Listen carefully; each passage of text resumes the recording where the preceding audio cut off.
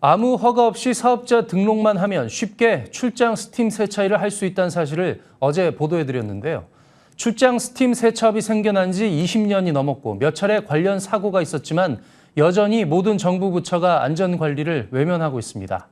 관련법이 없었다고는 하지만 국민 안전이 위협되는 만큼 정부에서 미리 적극적으로 대응책을 마련했어야 했다는 비판이 많습니다. 위험 업종에 대한 정부의 사전 대비 시스템 부재를 유지승 기자가 보도합니다.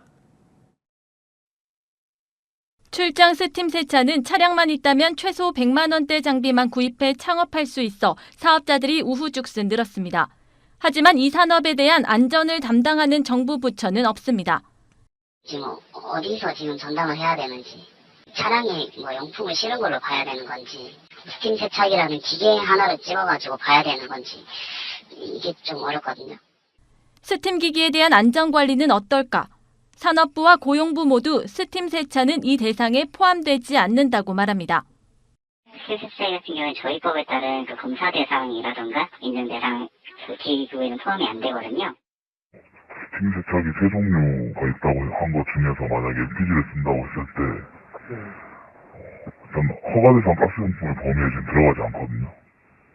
차량에서 가스를 사용하는 것은 괜찮을까? LPG 가스통을 싣고 다니는 푸드트럭이나 캠핑카에 대한 검사 기준은 있지만 스팀 세차 차량은 역시 제외였습니다. 차량에 대한 튜닝을 우리한테 받고요. 이 튜닝을 할 때 이 조건이 이제 가스 시슬이 들어가야 되잖아요. 그거는 이제 가스안전공사에 가스 시슬에 대한 다른 검사를 받도록 되어 있다고요. 차량 구조 변경을 하거나 자택, 상가 등 건축물에 가스를 설치할 때만 법상 규제 대상이라는 겁니다.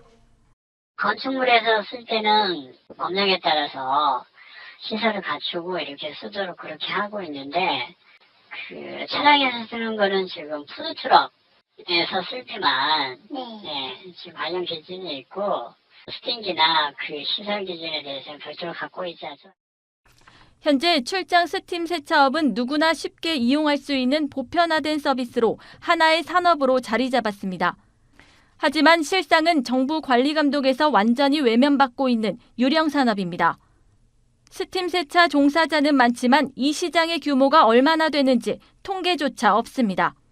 전문가들은 출장 스팀 세차업에 대한 법 규정을 만들어 안전 울타리 속에서 하나의 산업으로 잘 자리 잡게 해야 한다고 조언합니다. 출장 세차에 대한 것들도 상당히 좀 부정적 시각이 팽배되고 있어서 관련 산업이 상당히 좀 어렵지 않을까라고 생각이 될 정도로 이번에 굉장히 문제가 컸다 이렇게 보고 있습니다. 이번 사건이 단순한 사건보다도 그런 유사한 사건들이 언제든지 발생할 수 있다라는 그런 하나의 사례라고 볼 수가 있습니다. 새롭게 생겨난 산업에 대해 정부가 미리 진단해 사고에 대비할 수 있는 부처 통합 안전 컨트롤 타워가 필요하다는 지적입니다. 머니투데이 방송 유지승입니다.